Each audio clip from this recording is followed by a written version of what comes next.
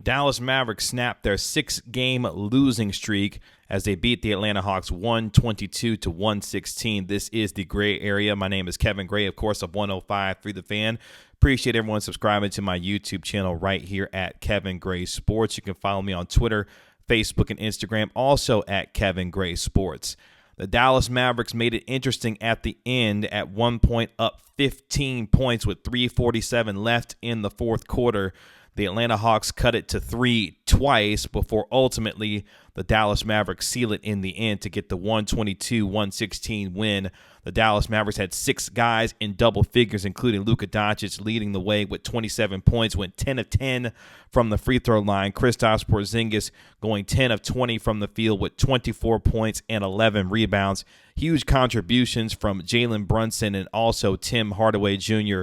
helped this team in the Dallas Mavericks snap its 6-game losing streak before they return home to take on the Golden State Warriors for a couple of basketball games. This was a team in the Dallas Mavericks that seemed to play with much more intensity on the defensive end throughout the night, especially for the first 3+ quarters in this basketball game, and also got help from a guy in Tim Hardaway Jr. who had 11 points in the third quarter alone.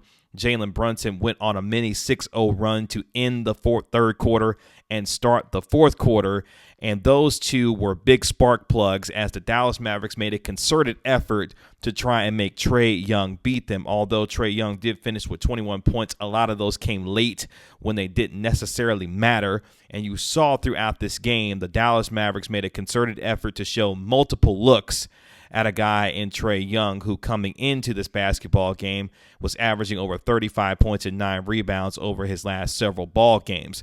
So it was a point of emphasis for the Mavericks to try and make everyone else beat them, and a lot of the Hawks players tried to do so. A guy in John Collins, for example, had 35 points on 16 of 21 from the field with 12 rebounds. Danilo Gallinari, who made 9 free throws, had 19 points. Kevin Werder also had 21 points in this basketball game. So the effort of the Mavericks to try and make everyone else beat them in terms of the Atlanta Hawks and their starters were able to put themselves in a position to be able to get this win. It was important for them to be able to not only get a road win, but also do it in the fashion that they did. They were able to get contributions from multiple guys in the lineup. As I mentioned, 6 guys in double figures for this lineup, especially in guys like Jalen Brunson and Tim Hardaway Jr. I asked Coach Rick Carlisle after the game about the contributions from Tim Hardaway and Jalen Brunson and what it meant for them to be able to help in this win and snap the 6-game losing streak. Here's what Coach Rick Carlisle had to say after the basketball game.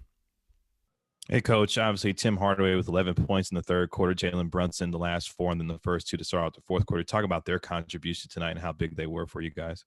Yeah, those 2 guys, Brunson and Hardaway, have been great off the bench. They got a great spirit about the team. And, you know, when I talked to Tim the other day about the lineup with Maxi coming back, he couldn't have been more, open-minded to coming off the bench. He said, Coach, whatever you need, whatever we need right now, we need to bust out of this thing. He goes, whatever you need is, I'm there. So that's a great thing. And he gave us great minutes tonight. And it's a great luxury having a guy like him coming off the bench. So obviously Coach Carlisle talking about the idea that Tim Hardaway approached him about doing what was necessary and best for this team to win basketball games. And that is the kind of sacrifice that a lot of these guys are going to have to make. You saw the energy from Maxi Kleber in his second game back, providing 3-point shooting, being able to help on the defensive end. You saw the activity with getting guys in hands in passing lanes to create steals. And after the end of the first quarter alone, this team had 5 steals. You saw the activity from multiple guys, including Dorian Finney-Smith and Josh Richardson, who took on the assignments of guarding Trae Young and trying to stop him and contain him. This was a team that was desperate for a win, and they played with that kind of desperation throughout the night, did the Dallas Mavericks against the Atlanta Hawks.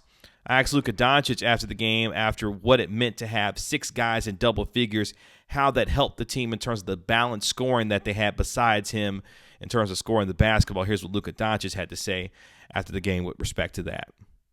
Look, the team had 6 guys in double figures tonight. How important is it to get that balance scoring from everyone else besides yourself, you being able to score the basketball for the team?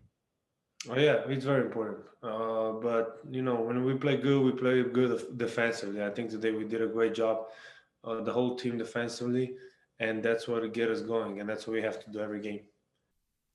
So Luka Doncic understanding that it's not just about the scoring, but it's about the defense that this team played against the Atlanta Hawks to ensure they put themselves in the best position to win this basketball game. As you start going through some of the things that the Dallas Mavericks did, as I mentioned, being able to get their hands in the passing lanes, creating block shots and shot alteration, being able to get points off of turnovers in transition. This is a team also that had 27 total assists tonight on 43 made baskets, had 42 points in the paint. This is a team in the Dallas Mavericks you could tell they needed to get this win and get this win badly, especially knowing that a guy in Stephen Curry is coming into the building for the next 2 basketball games for the Golden State Warriors, who, yes, will be without Kevon Looney and also James Wiseman, who's dealing with a wrist injury. But at the same time, the Mavericks, who came into this game 5 games under 500, got multiple contributions from multiple individuals, including Tim Hardaway Jr. Tim Hardaway Jr. in the third quarter alone had 11 points, and for the game himself went 8 of 15 from the field, 5 of 10 from the three-point line, a guy who loves to play in his former building, as he, of course, was a member of the Atlanta Hawks. The last time the Dallas Mavericks were in Atlanta, Tim Hardaway scored 33 points of his own in this game, scoring 22 points. I asked Tim Hardaway after the game was over with about the conversation that he had with Rick Carlisle about doing what needed to be done to help this team win a basketball game. Here is what Tim Hardaway Jr. had to say about that conversation, what it means to sacrifice for this team going forward. Good evening, Tim. Coach Carlisle talked about the idea that you talked to him about doing whatever is needed to help this team get out of this 6-game losing streak. Talk about that mentality of being able to do whatever is needed to be done and what that means for this team. I mean, it just comes a point in time where you get to that stage and, things probably weren't going the right way and someone has to sacrifice, So just to take a lot of the pressure and a lot of the tension, away from the room, just speaking up. And he called, said he was going to do something different. And I was like, you know what, let's just do it and get it done and just win ball games. That's what I'm here for. That's what I want to do. And that's what I want to be a part of, a winning team and winning culture. So whatever it takes.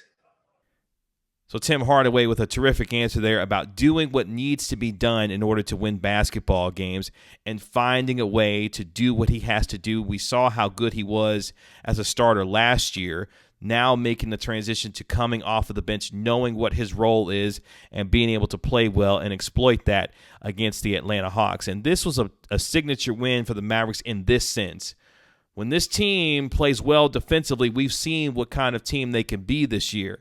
And again, this was the second game of the season where they had their full entire roster at hand for them to play a basketball game. No one was listed on the injury report. So you're seeing what this team is starting to do once they are getting a rhythm together. And speaking of rhythm, Kristaps Porzingis had a monster game himself, going 10 of 20 from the field with 11 rebounds, 8 of those on the defensive glass, and scoring 24 points. He was a +9 for the Dallas Mavericks in this game against the Atlanta Hawks. Now, if you remember, Kristaps talked about the idea that he wants to get more stretches of playing time with respect to not just throughout all basketball games, but also specifically in the first quarter games. I asked Kristaps Porzingis about that very idea and if he is communicating that to his coaches about playing in longer stretches to be able to get into the kind of rhythm that he says that he needs to get into in order to be a better basketball player. Here's what Kristaps had to say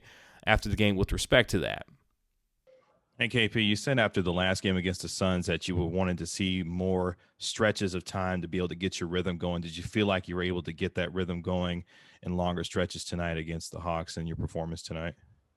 In some moments, yes. But still, that first quarter is, when I would like to stay on the floor for a little bit longer, and I'm communicating that to the coach, and And we'll see how it goes. But today, yeah, I got myself in a decent rhythm in some moments, and my teammates found me. Wasn't shooting the ball great from the outside, but then hit a more important three at the end. And at the end, we were able to get the win, and I'm happy about that. So Kristaps Porzingis talking about the idea that in stretches he felt like he was getting the rhythm when he was playing in longer stretches, wants to play more in the first quarter, but understanding that this team is trying to protect him with respect to his injury and making sure that he is able to play the kind of basketball at the high level that he's capable of for longer stretches and more consistent periods of time without putting the wear and tear and stress on his body. But at the same time, this sounds like a player in Kristaps Porzingis who is ready to be turned loose by the Dallas Mavericks. As he said, he wants to play in 48 minutes of basketball if he could. That's a good sign if you're listening to what he's saying about the mentality of how long he wants to play and how his body feels with respect to playing longer stretches of time. If this is a player who feels like his body is ready for him to be able to play those kinds of minutes, then it may be an opportunity for the Mavericks to finally go ahead and turn him loose, especially when it comes to playing in back-to-backs, which we know the Mavericks like to protect him against if they can. When Kristaps Porzingis is on the floor for longer stretches of time, he played in 34 minutes of a possible 48 in this basketball game. But back to the win overall for the Dallas Mavericks. They needed this big time. You don't need me to tell you that.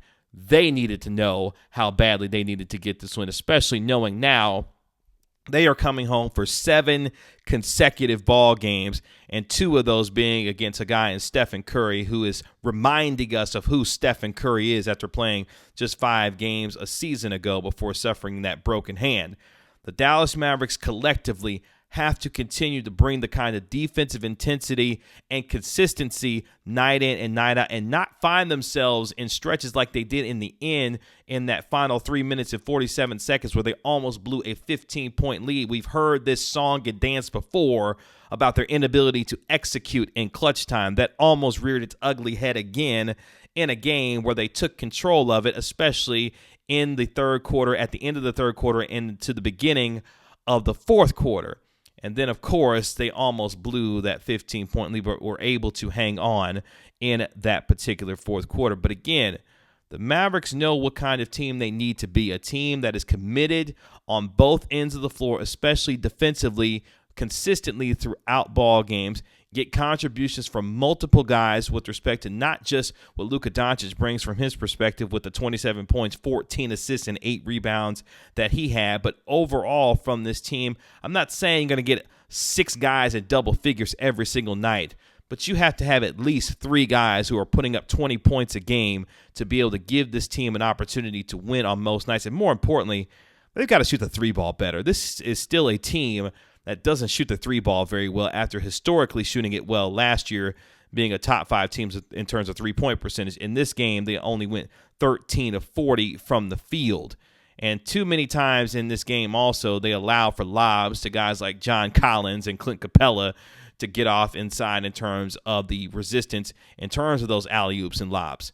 Those are the things that this team needs to continue to improve on. But look, a win is a win is a win in this league, and that's exactly what the Dallas Mavericks got in getting a 122-116 win over the Atlanta Hawks. They return to the American Airlines Center against the Golden State Warriors on Thursday and Saturday as they take on the greatest three-point shooter in the history of the game in one Stephen Curry.